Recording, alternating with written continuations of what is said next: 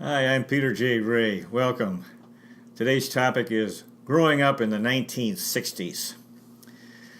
I was born on May 11th, 1960, at the Cleveland Clinic in Cleveland, Ohio, USA, and then I grew up in Rocky River, Ohio. Rocky River is a nice western suburb in the Cleveland area, and my parents were John and Ruth Rea. My father was from Marion, Ohio, and Warren Harding was elected president in 1920 from Marion. And my father's a very good man. His family was his mom's family was, most of my relatives are from my father's mother's family, big family, and they were German background. Very proud of being German. His father my dad's father was an only child. He was Scottish and Swiss background. We didn't know those relatives. Actually, don't know any. Well, a few of the relatives from that side, and Scottish and Swiss. Anyway, my mother, Ruth Smallshaw Rea, from Western Canada, from Regina, Saskatchewan, Canada. Her parents were both from England and had moved to Canada as children with their families. And before my parents got married in 1950, he met his in-laws, my mom's parents, and in the old days they used to ask you about your ethnic background. And this is after the Second World War. My father said, German. I'm a German background. And, people were a little bit alarmed because of the Second World War, which had been so tough fighting Germany. And my mom said, oh, no, he's Scottish and Swiss. So I thought that was a funny story. My parents were both very good people. They came from humble backgrounds, and they both worked very hard. Both were very good students, and they both had ambition, had a lot of energy and determination. And that led them to, having this nice home in Rocky River on Beechcliff Boulevard. Our home was 20689 Beechcliff Boulevard, and just down from Rocky River Park. The other side of the street was the lakefront properties, homes, and so it was a perfect, wonderful neighborhood.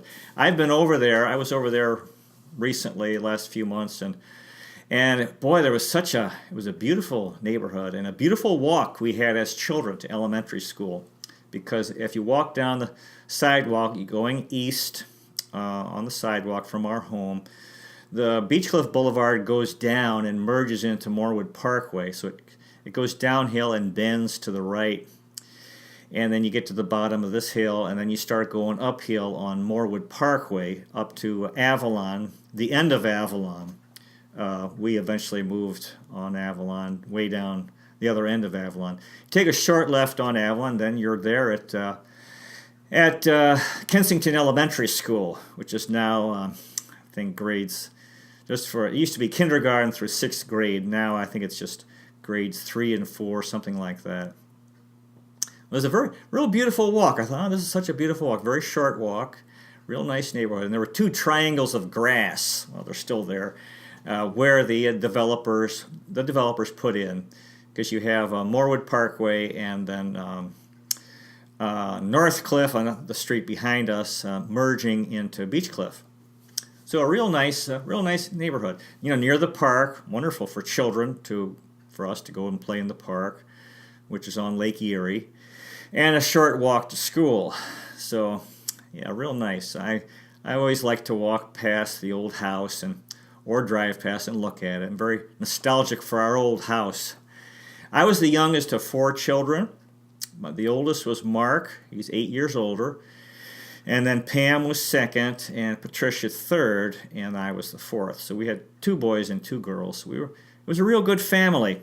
And 1960, now this talk is about the first 10 years of my life, which were the 1960s. And on January 1, 1960, I was in my mother's womb. And then on December 31, 1969, I was a student in the 4th grade, in Miss Seckles' 4th grade class at Kensington. So we're going to talk about that time period. John F. Kennedy was elected president in 1960. So he was this very handsome fellow, first and only so far Roman Catholic U.S. president. And yeah, so he was elected about after when I was about 6 months old. And so the 1960s, when you're very young, my earliest memory, I do remember laying on my back in a, I don't know, what do you call it, a cradle. And they had this mobile over my head, that they put for little kids, little babies who were, well, I don't know how old. Must have been maybe 2 or 3, laying on my back. And this mobile had 4 birds that were made out of rubber. I believe a cardinal, blue jay, robin, and sparrow. I may be wrong about those birds, but anyway, I remember those, gave me something to look at. And my dad's mom loved birds, and my father was a bird expert himself. That was probably a gift from my dad's mother, J Rea, a very, very good woman.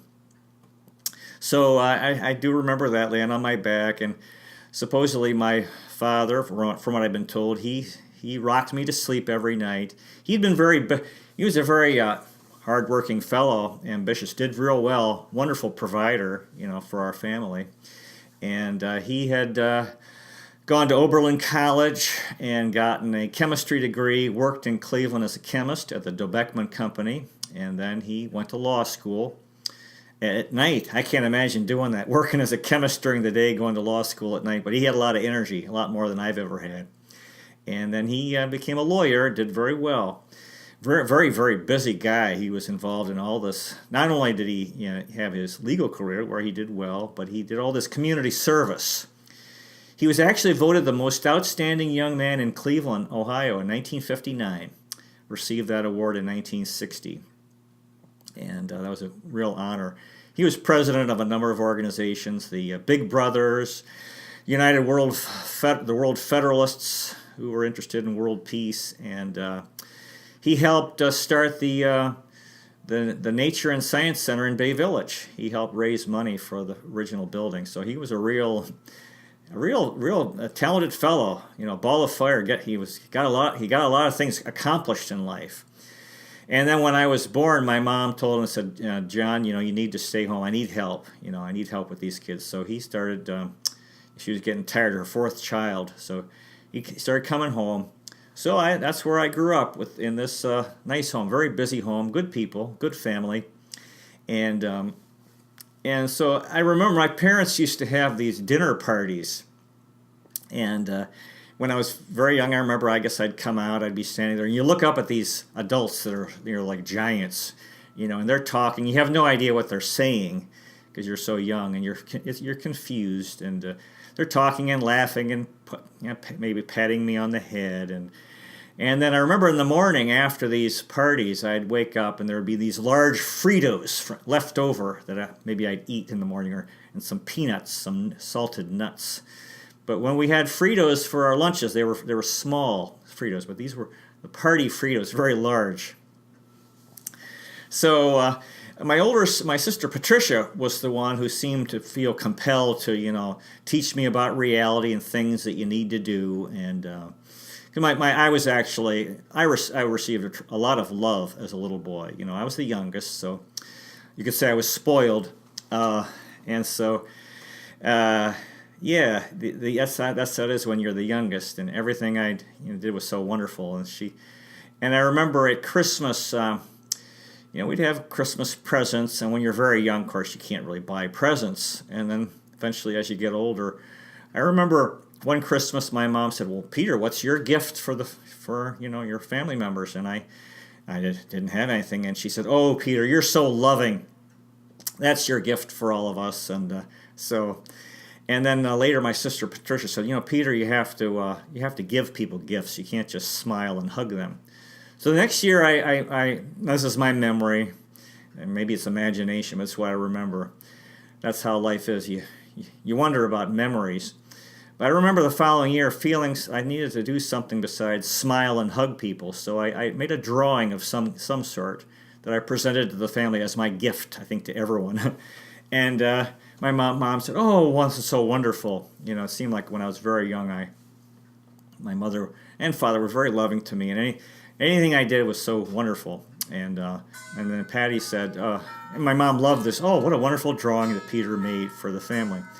And my sister Patricia said, "Oh, Peter, you have to give people gifts. You have to go to the store.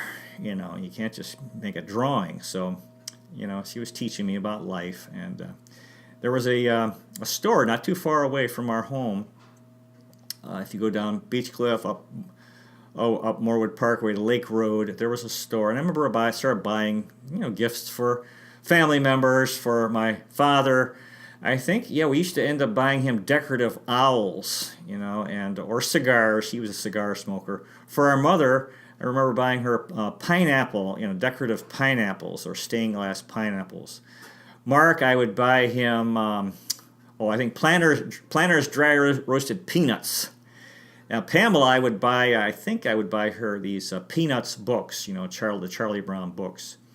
And for Patricia, Twinkies. This is what I remember. So anyway, as childhood, I didn't go to elementary school. I remember being really loved by my parents, and I actually had the baby's room next to theirs. And then when I guess considered old enough, I moved up to the third floor with Mark, and there was a bunk bed. I was on the top bunk, and Mark was on the bottom bunk, and he'd push with his feet on my underneath the mattress, push me up and down. And it's kind of it was fun, we're joking around. But then early on, I didn't like, I wanted to, was kind of lonely, so sometimes I would sneak into bed with my parents to sleep with them. And the thing is, I couldn't keep still, so I'd keep moving around. And finally, my father, he wouldn't say anything. He'd just get up and take me by the hand and take me back to my bed. So that's what he used to do. So everybody was real busy. My parents were very busy, and we were all expected to get good grades. We all got into music. Mark played the violin. Pamela played the cello and piano. Patricia played the viola and piano. And then eventually I played the trombone, which is I rebelled against playing a stringed instrument, or the music teacher said it was too bad because I had long fingers. So anyway, John F. Kennedy was assassinated in 1963. I don't really remember that. And in 1964, Lyndon Johnson, his vice president, who had become president, was elected on his own. Again, I don't remember that. The Cleveland Browns won the NFL championship in 1964, their last time. And I have a vague memory of that. I don't know if I'm imagining it or not. We had a black and white TV, and I think Mark was watching the game on that television. So finally, I started going to school when kindergarten. My father walked me to school, held my hand. And, kindergarten, you're kind of confused, dazed and confused. It was a half day. Throughout our elementary school years, we would walk home for lunch. And remember my mother would make grilled cheese sandwiches and tomato soup with milk. Very good. And then for breakfast in winter, we'd have oatmeal very often, or this dried cereal. Tony Captain Crunch, and these sweet cereals that they sell. They still sell Frosted Flakes with Tony the Tiger. We would eat as a family in this breakfast room off the kitchen, and as I recall, we'd be listening to the news on the radio, and they were reporting the Vietnam War. The Vietnam War was going on during my childhood, and there was some awareness of that, and I guess that I got interested in Vietnam years later, the Vietnam War, and I ended up in the Philippines for 20 years. It may have been connected to that, because it was this war going on during my childhood. This was called the Helicopter Rock and Roll War. Also on TV, eventually on the news, people were seeing the reporting of the news of the war. And then, of course, there were the hippies. The hippie movement took place in the later part of the 60s, the anti-war movement. In 1968, I was in third grade, I think, and that was a presidential. That's the first presidential election I remember, and our family was for Hubert Humphrey, and then the Democratic nominee, and Richard Nixon was the Republican nominee. And in our class, we voted. And then I was tallying, I was the guy who would mark on the blackboard for votes for Humphrey. And well, in our class, Nixon won big because I think most of the parents were probably for Nixon. And every time a Nixon vote was announced, I grimaced and made a face, and the kids all laughed. As a boy, I had the power of comedy. I could be funny. It's a wonderful power. And I really enjoyed being able to make people laugh. I could make my parents laugh and make kids in school laugh and so forth. And I really enjoyed that. I called an elephant an elephant. You know, and I knew it was wrong. After a while, I knew I mispronounced it, but I just did it for fun. And my sister Pam, at night she'd be in the bathroom she had acne, she had pimples. And I'd see her, I'd come in there and watch her put some ointment on her face or some cream, you know, and I'd say, well, I'm glad I don't have a complexion. And Pam would say, oh, Peter, everyone has a complexion. You just have a good complexion. So this is a joke that I kept making over and over. And on the third floor, my mother would come up and put me to bed. I remember really feeling loved by her. You know, she'd kneel on the floor by the bed. And one time I asked her, I said, you know, how much money would you take for me if you could sell me? And she said, oh, no. And I said, well, would you take $1 million? She said, oh, no, I wouldn't take $1 million for you.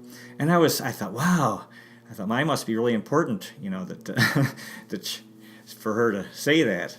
And my parents were strict about bedtime, so we had to go to bed early. I remember needing to go to bed at 7 o'clock at whatever age I was, you know, and as the older you were, you could stay up later. And it's okay in winter, but in summer, you know, it gets dark at 9 o'clock. And I remember going to bed and kids outside be outside playing because it's still very light out. But that's how my parents were about sleep. My father was a big believer in sleep. And so I enjoyed elementary school, you know, in the 60s. Like I said, I finished at the end of 69. I was in 4th grade. Kindergarten was fine. 1st grade, I don't remember very well. 2nd and 3rd grade was the same teacher. Her name was Miss Skinner when we were in 2nd grade. Then she married and became Mrs. Hamister. I thought she was a good teacher, a little bit strict, but not too bad. 4th grade, Miss Seckel was extremely strict. But I remember this one boy, Rick Henneberg, she was really mistreated, I think. She grabbed him by the ear, and she was a very strict teacher, 4th grade. But I was a good student and did well. It wasn't that hard. And I was also, I think, popular in school. I was funny. You know, I enjoyed that. We used to play kickball. That was the sport when we were kids. Kickball before school, during recess, probably during gym, after school, we'd play kickball. And that was, you know, they roll the ball. It's a pretty big ball that's bouncy. They roll it to our home plate. It's like baseball. And you kick the ball, try to make it to first before they can either hit you with the ball or throw it to the first baseman. Byron Spooner used to always kick the ball along the foul line. And he could probably get a double or a triple or maybe a home run. And then before we finally wised up and people started defending along that foul line. And then he started kicking along the other foul line. Byron was a real, you know, early on was a big athlete all the way through high school, into high school. Him and Scott Lowry. The big mistake that I made growing up is I started watching television. I became a television addict. We'd get out of school at 3:30, and for a while I remember I'd start watching TV at 4. You know, and then I was such an addict, but by 3:45 I'd be planted in front of the television, and this was a big mistake on my part, and you know, it hurt me, hurt my development, hurt my maturation, and but this is, you know, I think television is highly addictive for children. Gilligan's Island was one of my favorite TV shows, real funny show, and Magilla Gorilla was a cartoon.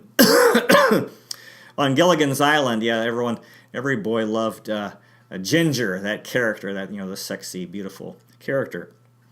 I do remember the moon landing in 1969. I got to stay up past 11 o'clock at night. We watched it on a TV in the porch. It was a big deal. The first man on the moon in the summer of 1969. My father, on Saturday night, to give our mother a break from cooking, used to cook pancakes, and it was fun. Saturday night pancake dinner, and he'd bake pancakes until everyone had their fill, and then he'd take the rest of the batter and make one big pancake for himself. And that's, yeah, so that was fun. And then McDonald's came out. McDonald's became popular. So we started having McDonald's every Saturday night. And my sister Patricia would take the order, and we'd get our food, quarter pounder with cheese, French fries, and a milkshake, and so forth.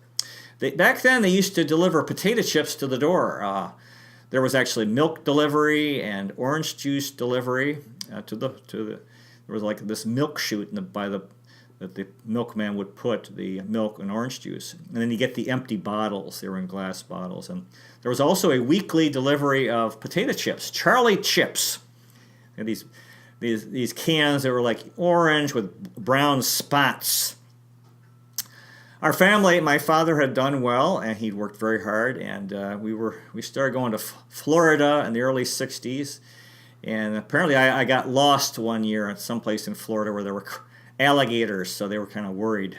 And then when I was 5, we started going to the Bahamas. And we went every Easter after that. We were going every spring vacation. And then eventually we started going every Christmas. And this was as well. We'd go twice a year. We'd go to the Bahamas. And so this was kind of unusual. We'd fly down there. And my father... both my parents worked very, very hard, and they needed this break, break from the cold weather and also break from their lifestyle and get some sun. And this very peaceful, this island we started going to. So how it is during the year. You have these different holidays. Halloween, of course, when you're a kid's a big deal. You get having a costume and going door to door with your. We used to bring a pillow slip to put their candy in, say trick or treat. I think it was a pillow slip, or maybe we'd have something like some plastic container, and then you get your candy bars, Butterfinger, and Hershey's milk chocolate, and Reese's peanut butter cups, and Milky Way, and so forth, and Snickers. So that was a lot of fun. Halloween. Thanksgiving, I loved Thanksgiving. We'd drive to Huron, Ohio, and see our relatives, my dad's side of the family, his sister's home, and see my dad's parents and his uncle, aunts and uncles, and cousins, and that was a real nice. I really enjoyed Thanksgiving, going over to Carol and Dave Wiesenhower's home. They'd have the NFL football games on, usually Dallas Cowboys against the Washington Redskins, and then the Detroit Lions playing somebody else. Christmas, of course, is when you're a kid, is a wonderful holiday. You're looking forward to your presents, and we used to get the open presents Christmas morning. Yeah, so that's how it is when you're a kid. Looking forward to your Christmas presents. The 4th of July in summer, it's a real nice day. I think we'd go to, I think that was Rocky River Day as well, which was held at Rocky River Park, just across the street and down a short distance. We used to go to St. Barnabas Episcopal Church in Bay Village. Because we had lived in Bay Village during the time after Mark was born from like 1952 to 1960, and then we changed sometime in the late 60s, going to St. Peter's in Lakewood, both Episcopal churches. My father loved watching Jackie Gleason on television. The Honeymooners was his favorite show, and he would laugh out loud. That surprised me. Whenever The Wizard of Oz it seemed like The Wizard of Oz played on television once a year. Whenever it did, my mother would get excited and we would watch it. And along with Gone with the Wind, that was another, seemed like an annual movie that would come on. Although I was happy to see my mom happy. And we didn't eat at the dining room except on Sundays, and it was only for special occasions. And then we had the living room. We had a fireplace. We used to have fires in the fireplace in winter, real cozy. We used to play Monopoly on New Year's Eve. That was a nice tradition, playing Monopoly. And after church, I remember I enjoyed reading the comics from the Cleveland Plain Dealer newspaper. We often went to the International House of Pancakes after church on Sunday. Patricia would get a patty melt, her namesake. And then and we get this roasted chicken. So that was my childhood. I had friends in the neighborhood, and sometimes I'd play football at Rocky River Park. I remember playing football, and I was going out for a pass, ran right into a tree. Yeah, I didn't see it. I was looking back at the quarterback and knocked myself out. Didn't see that tree. And the guys, being admired. If you do stuff like that, kids admire you. And I had friends in the neighborhood who lived. Eric Olson lived up on Moorwood Parkway, and then Scott Rudge and Philip Flanagan over near off Beechcliff. So it was a nice childhood. My next door neighbor was my good friend Stevie Strawbridge till they moved away. And Stevie and I did a lot. He was a year younger. And one time we were digging a hole to China, supposedly. And he was a good guy. I felt bad when he moved away. I asked our father if we could move into the house next door to his in Minneapolis, I think. And my dad said, no, we can't do that. So and the Rocky River Park was real nice. They would flood this like a basin in winter, and we'd go ice skating over there. I never really liked ice skating because I don't know. I guess it takes a lot of strength, physical strength, especially in your ankles.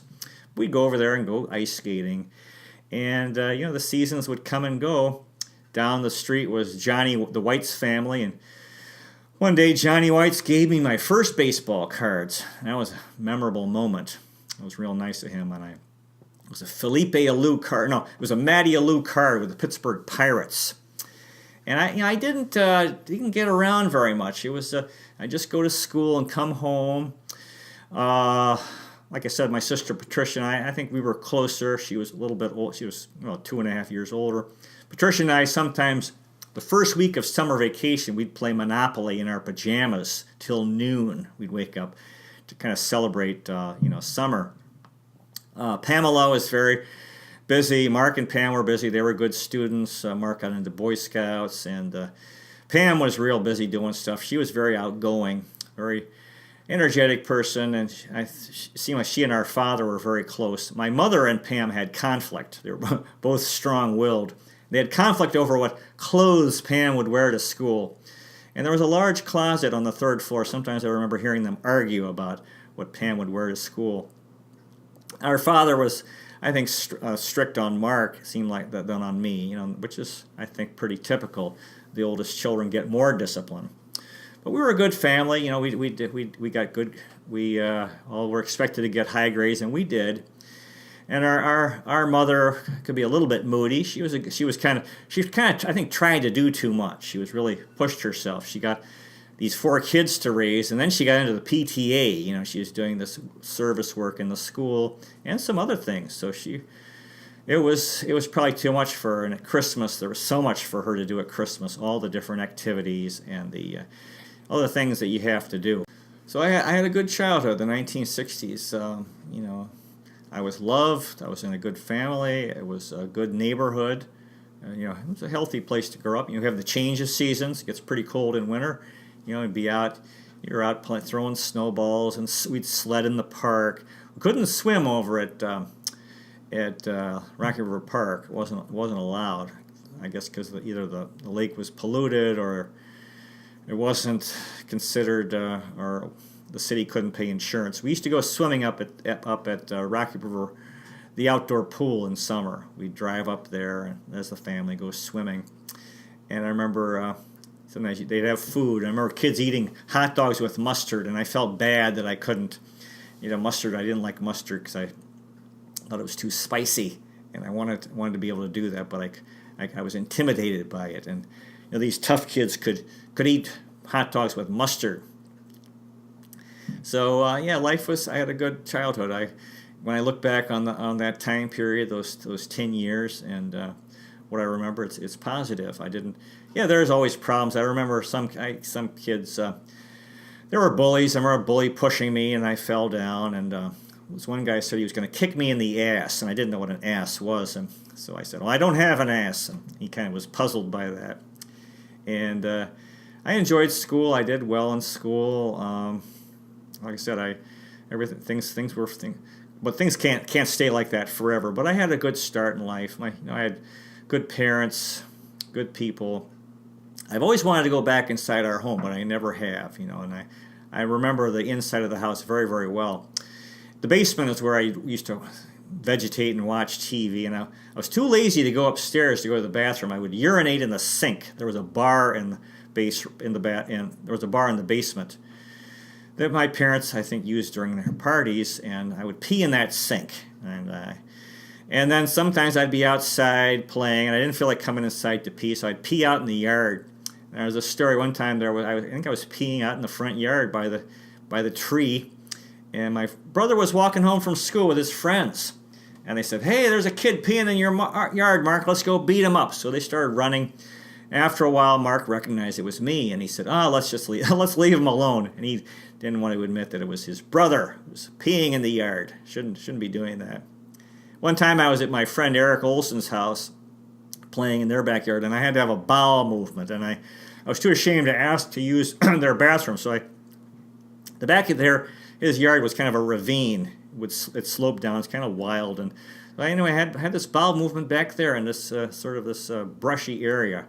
And I used leaves to wipe myself with. And I don't know if that affected my friendship with Eric. Eventually, friendships come and go. But and I had a friend, the Weber Collart. And I went, one day he invited me to his house, and boy, was it a long walk. I could not believe how far he had to walk to school. It was way down Beechcliff or at Fraser.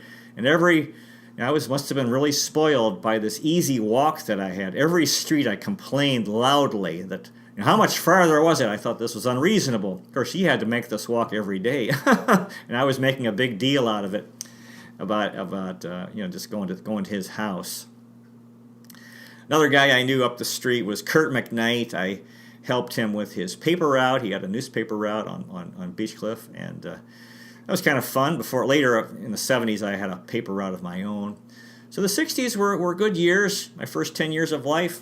I remember, nothing's perfect. I remember one time getting scared that I would get spanked, so I put a book in my pants.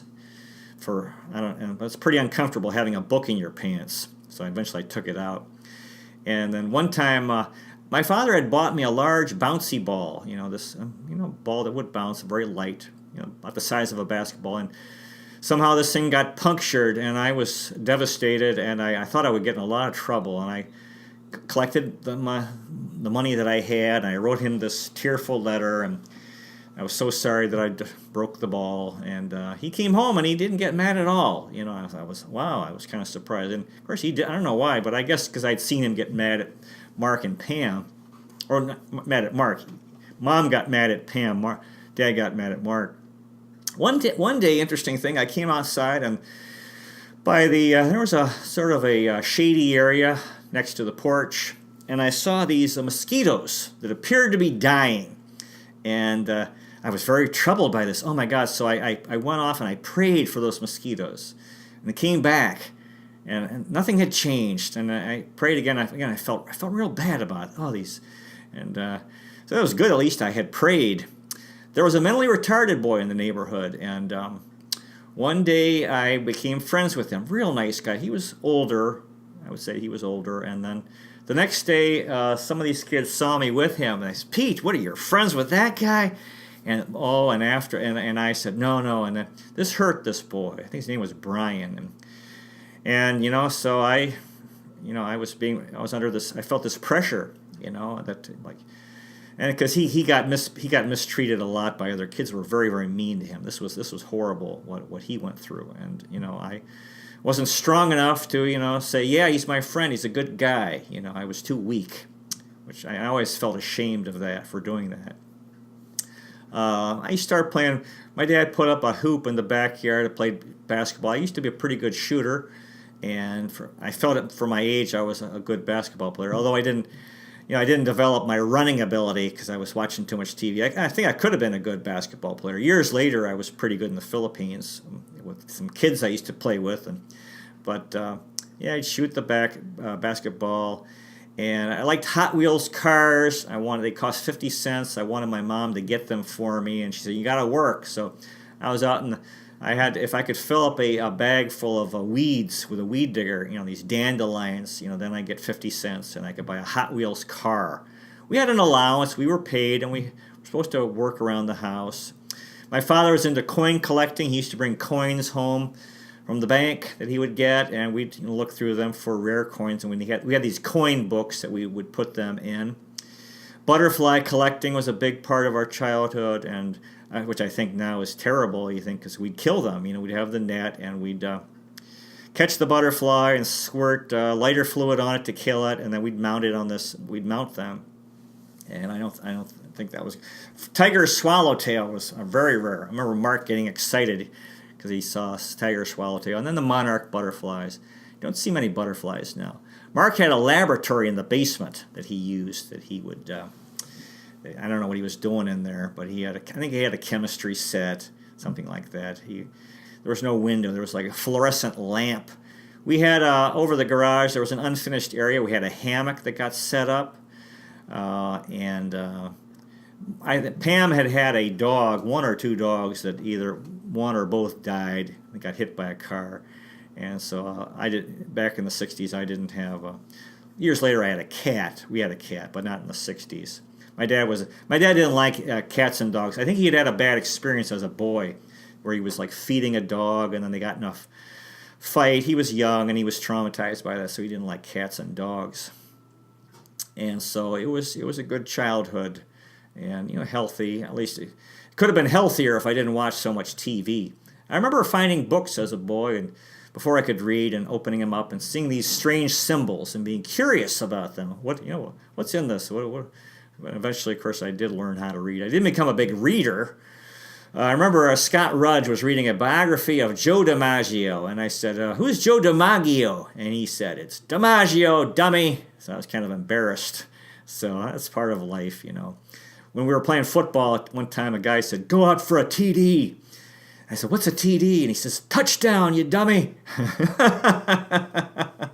So this is life when you're a kid. You're learning. You don't know very much. We emerge from the fog of early childhood where we don't really know anything. We're learning how to speak, how to walk, and so forth. One year, our parents, when I was very young, they took a long trip, I think, to Ireland, and we had a babysitter, Mrs. Vogler. And I really bonded with her, and I don't think she had any children, so I became like her baby. And we knew her over the years. I visited her in the nursing home when I was in my 20s. And she would bake a cherry pie for me. She said, Peter, this is just for you, this cherry pie. So, and I didn't really like it, but, she made it for me. I was a little kid. I kind of liked, cookies and brownies, cherry pie. I didn't like these cooked cherries in the pie. And I had a cherry pie, and I had a piece of cherry pie a few years ago in honor of Mrs. Vogler, because she was a very kind woman. Yeah, really wonderful. And we saw my dad's parents. We'd visit them in Sandusky.